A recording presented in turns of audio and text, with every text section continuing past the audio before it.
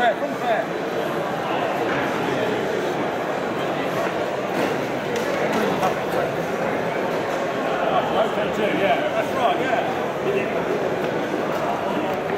so Mr. Ian Smith, we're looking here at a 40mm Napoleonic game. Can you tell us a bit about it? It's based on an episode of Shaw, a particular episode? Or? Yes, it was the one where Liz Hurley was featured and showing rather more of herself than we've seen recently. And it always stuck with me because as a wargamer and as a display maker, I always think of things that will be attractive to the eye. And the idea of the convent and the French coming through the pass, and the fact that the French then decide if they can get through the pass, they can get behind the British lines. As a novel, it is my favourite of the Sharp anyway. And I just, when I thought about doing this, I thought that would make a great scenario for the game. Yeah, and I mean the table itself looks very cinematic. You've got a story from beginning to end, really, from the convent at one end and to the fighting at the other end with the lines of the British and the French. So the whole table itself tells a story. Is that something that's important when you're putting on a demo game? I have always believed that you need something that members of the public can come in, see it, but then come back during the day and discover lots of little things. So I always try and add little cinematic things. I always think of a display game almost like a bit of theatre, in as much as it should tell a story and it should be interesting, so people don't just see the back of the head of the wargamers, because for me it's all about engaging the public, and hopefully they come back and do an even better job than I do, and that gives me a lot of pleasure. And I'm here to sort of pass on my knowledge so that people will continue to keep doing this great hobby. Yeah, and this is something you've been doing for many years then? Yes, I mean, I first did a display game at Triples in Sheffield in the 80s. Bill Gaskin and I used to do a lot of games together in the 90s, AWI, ACW, and I've always needed display games as a way of finishing my own collections. So when you put yourself under time pressure, there's nothing like it for getting you to get out in that shed on a cold February morning, Yeah. What figures are we looking at here? They're all 40mm. Who are they manufactured by? There's a lot of Sash and Sabre and Perry, as well as a line that's no longer done by Honourable Lead Boiler Company. As well as that, there's quite a few that I've made and had put into moulds. Sadly, one of the things about 40mm is it had a sort of burst of popularity around about 2009 when the Perrys launched their range, but they haven't made any new figures recently, and I think any period needs a steady drip of new figures to keep people interested. So a lot of this stuff, but that's a nice thing, because when I started this hobby, I was a great sort of fan of Peter Gilder, and I used to work for Hinchliffe. I used to do the stands in the 90s, and I found that we used to make a lot of stuff in those days. We used soldering irons, we would make figures. Gilder only ever made one figure, never made a trumpeter, so we had to make our own, and we just kind of did that.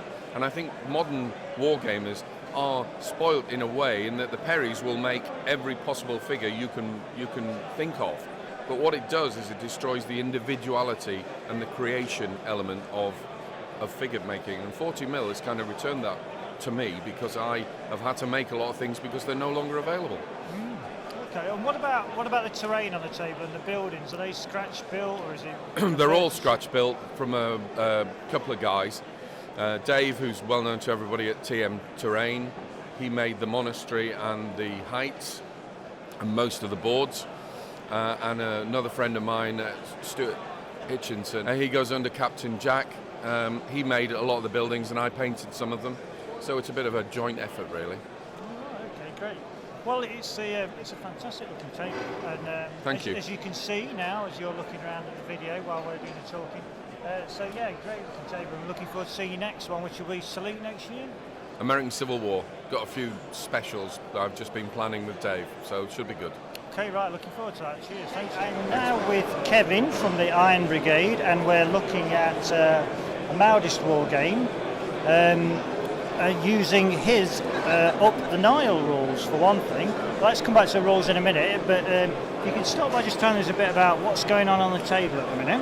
Yeah, well, this is a fictitious battle. We set it in about 1883, just before the Gordon Relief Expedition.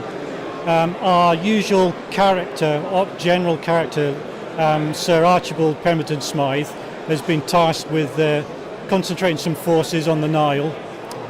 He's gone off, his wife always accompanies him on campaign, so they've gone off to visit the ruins.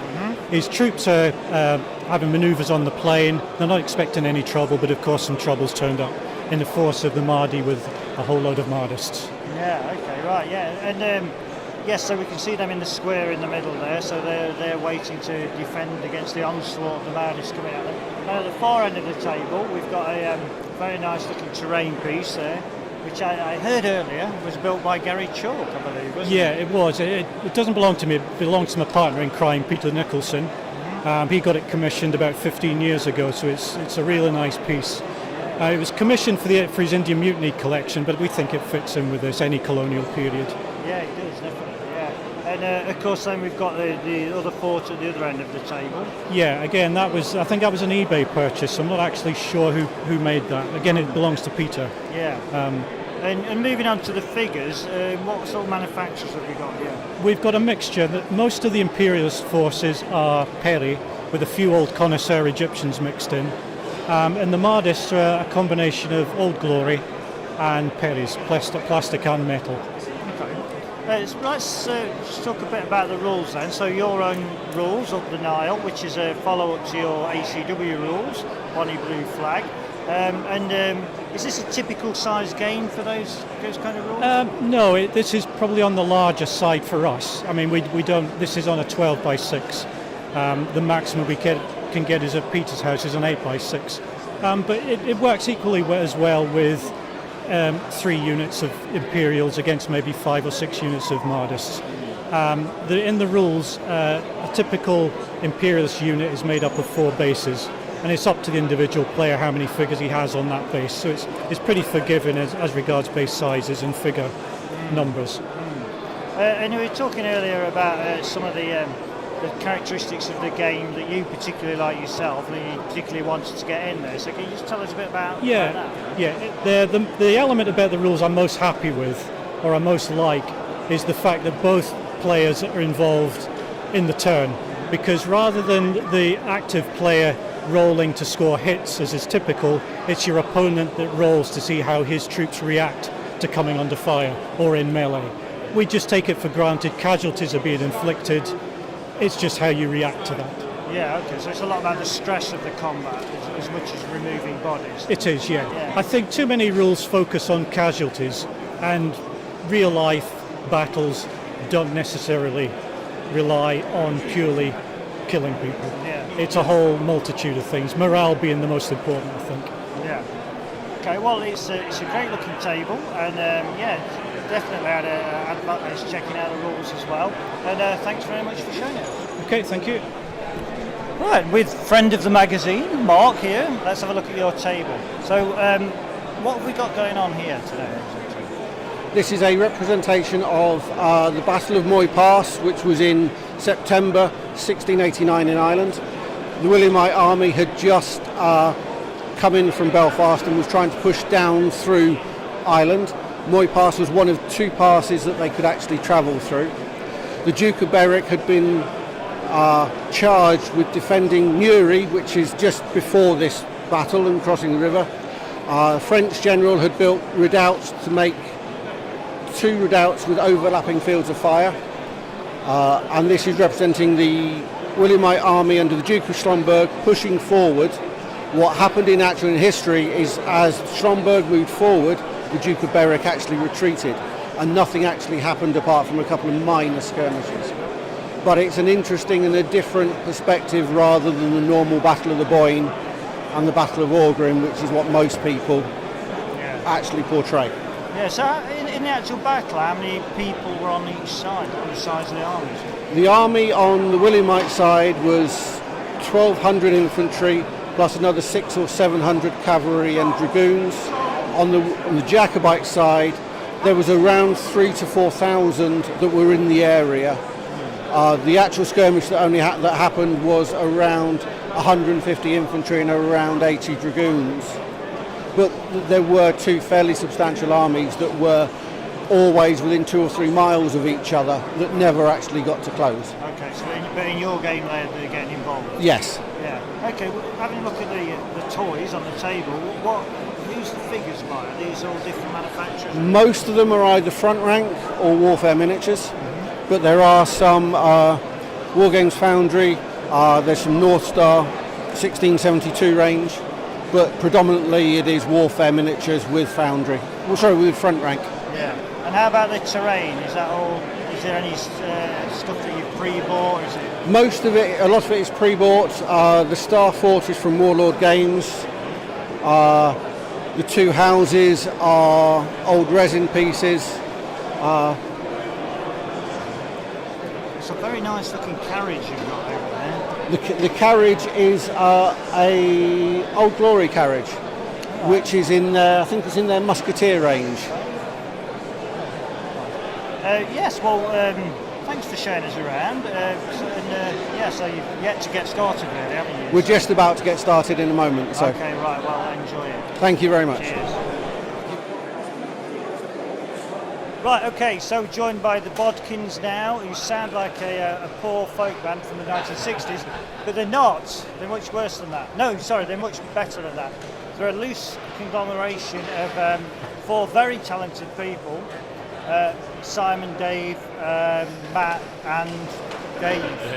So we've been, as you can see, looking around, you can see the brilliant game they've been putting on, CRECY 28mm. So let's find out a bit about it. Start with you, Simon. Why CRECY? Is this a game, is this a battle that you're particularly interested in? Yeah, well, I think all the Bodkins are interested in medieval games, and CRECY is one of those iconic battles. It's the battle that effectively started the 100 Years' War. It's a victory against the odds, really, for the English. So it was something which we wanted to put on, and some of the Bodkins already started a collection with those armies, so it seemed a natural thing that we said, yeah, at some point we'll aim to get this game on. Okay, so the most striking feature is obviously the colours of the figures on display. So we've got some brilliant medieval heraldry here. Did everyone contribute to that? Matt, bring you in on this. Matt Bickley. Did everyone contribute with regard to figures? Yeah, well, we split it up into 4 basically. So me, David, and Simon took the French, and David did the English. So everyone paints their portion. So about 30 bases of mounted knights per person on the French side, and Dave did the rest of the English. Mostly archers. So you took on the archers then, Dave? Yeah, they're quite easy to paint, so. That's why you did that one. How many figures are there in total? Any idea? I don't know, we've not actually counted them Just shy of 300 cavalry, we reckon. I think it's about 300 English. And there's about 300 English. And who's the manufacturer? There's quite a lot of old Citadel Bretonians, some front rank figures, some foundry figures, some Claymore castings, and a few E-Bob ones. Let's talk to Mr. Claymore Castings now, David Imrie. So some of your figures on the table, Yes. both manufactured by and painted by you. A lot of great vignettes as well. Obviously, that's one of those striking things as well. Was that something that you were consciously focusing on? I mean, some great looking centerpieces. Yes, absolutely. I mean, the casualties that were suffered by the French doing the charge had to be portrayed in some way. So fallen horses, dead, and table fillers, and all the different things that tell the story. Simon managed to paint some wagons filled with pivasses. One of the common beliefs that the Genoese failed was the fact that they didn't have their large shields with them, that they were back in the French wagon train, so that had to be modelled, and Simon stepped up to do that. Oh, okay. And how did the game play out? Matt, how did the game play out today? Initially, it was quite historical. The first charge went in, punched a big hole in the English line, knocked the Black Prince over, and then everything else tended to fall off the hill. But then it came back, and now the English are off to Calais, early boat home. Oh, right. So you did get to a conclusion then. As you say, everyone's packing up around us, but you just about got there in the end. Yeah. What rules were you using? Hail Caesar. Well, it's a marvellous looking game. Well done, boys, and well done for winning the best of show, as voted for by me. So, yeah, congratulations, everyone. Okay, right, so looking at this lovely looking World War II Tobruk-based game, isn't it? Yeah. So we're talking to Simon here. He's here with his group of gaming buddies, basically putting a game on at the other Partizan. So yeah, so based on the film Tobruk, using bolt action. Yes. Okay. And what's going on? We've got an amphibious landing over here, haven't we? We've got the convoy coming into town with the SIG disguised as Germans, as in the film, and trucks containing British prisoners, heading off to knock out various installations, the radar, the communications installation, and possibly capture the prominent German general standing in front with his hands behind his back. Oh yeah. Knock out the bunker so the commandos can get ashore in the landing craft to support them, and knock out the dockside installations, the fuel dump, ammunition, and the tank park. Okay, right. Is this a game you played before? Yeah, we've done 2 or 3 previous various scenarios, if you like, based on the same thing. Yeah. Right. It's nice looking terrain. I mean, you've obviously got a mix of different things here. MDF and yeah, there's a mixture of all various manufacturers, if you like, and stuff we picked up, but it all seems to sort of blend together, really. Yeah. We did start off firstly with the mat. Because we do colonial, and it was a case of what else can I use the mat for that's is similar scenario. So World War II desert seemed to fit it, so it's a case of getting more use out of the mat, basically. Yeah. And how about the figures? Are they all Warlord figures or from various manufacturers? I've basically raided the Perry catalogue. Oh, Perry, maybe. Yeah, there are some Warlord mixed in. There's the odd Company B vehicle. But by and large everything is Perry. There's the Warlord landing craft and the odd motorbike Warlord and the odd Rubicon one as well. Okay, well it's a very nice looking game. Thanks very much for showing us around. It's taken about 2 years to pull it all together. Has it? Right, okay, yeah, well that's a nice bit of effort, well done. Thank you very much. Cheers. Okay, right, so now we're on to Phil Holly's table, another marvellous looking table from Partizan, called the other Partizan this year. First of all, tell me just a bit about this battle, Phil. What is it that we're looking at? Well, the battle is actually a fictional action setting a fictional world that I created somewhere in the middle of the 18th century. The campaign is called the Pils-Holstein campaign, and Pils-Holstein is my made-up world that is surrounded by real states of the time, like Prussia and France. But Pils-Holstein is the territory over which they're fighting, and there are more than a couple, of homegrown units, fictional units involved on the table as well. And the whole idea is that it's a French and Austrian incursion into Pils-Holstein territory, and Pils-Holstein, being a beautiful territory, rich in resources, has managed to get the help and support of the Prussians who've come to their aid. And it's the Battle of Neerfunken, which is a made-up battle, Neerfunken. Okay, right. There's some great looking lines of figures here, some really nice examples of linear warfare. You know, looking down the lines, it all looks very smart.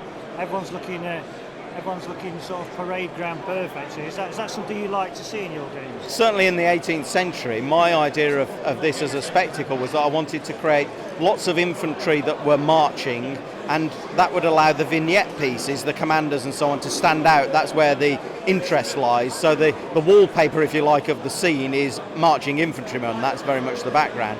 And I do like it for this period because that's certainly how they fought, the linear style, as you say. Very much all marching shoulder to shoulder before levelling muskets and firing and hoping that the best side won. And I had the figures made myself. I commissioned someone to sculpt them for me and design. I helped with the design, and then I had them cast because I felt that commercially there wasn't anything that quite matched my idea. Everyone's different, everyone's got an idea of what they like, and I decided to do that for this collection, and it makes it unique. They're not commercially available. Oh right, I didn't realise that. Yeah. And like you say, some great little vignette pieces, whether it's the statues in the town or the command stands themselves, they really do sort of pop out of the table. Yeah. Another thing that does is items of the scenery as well, like the windmill turning around, which I'm sure has been attracting quite a bit of attention. It has. It's quite a strange thing. I made that a few years ago now. Scratch built the windmill and decided that, like many people of our age group, they would remember Camberwick Green and Windy Miller. I thought we need a motorised windmill, so I got this motor and put it in, and at first it turned far too fast. and then we've managed to get the resistors in to get the speed down, and I think it's rotating probably still slightly too fast, but it's okay. Yeah, it's obviously kicking out a lot of flour. Absolutely, they're milling a lot, and we've got a lot of the buildings. Well, all of the buildings are scratch built again and painted by me, and the terrain similarly is all scratch built and so on. Explosions again are another thing that's very nice looking explosions. Yeah. But we've got a major artillery piece that is Pils Holstein's pride and joy, which is the Grossenbomber, which is a large artillery, a piece of ordnance that sits in a redoubt in the middle of the lines there, and it pumps out massive shells that land hopefully amongst the French as they approach. This morning the first dice was to see what the effect of this first fire would be, and we rolled a 1, which meant it misfired and had to miss several turns while they repaired it. So that was a sort of start of the day. Yeah, you know it's going to be a bad day when there's a misfire. And then it misfired again the second time it had an opportunity, and I think it's only fired a couple of times today, but it has had some effect when it's landed amongst the advancing French infantrymen, so that's good. Yeah, what rules are you using? They're my own rules. I created a set of rules called a Grim Panoply, which is homegrown stuff. They draw on inspiration from many other rule sets, but I'm putting them together, and hopefully at some point in the future when I get time I will produce them commercially and make them available. But the idea behind that would be to create a book that had the whole story of the Pils Holstein campaign as an appendix to the rules as well, with some examples of gameplay throughout. But that's a long job that needs either me to retire or give up the day job first, but that's not going to happen. Well, make sure you keep us posted on that. Yeah, as well. will do. But yeah, it's a great looking game. Thanks Thank very you. much for bringing it to the show. Thanks, Dan. It's been a pleasure. Thanks for your interest as well. All right.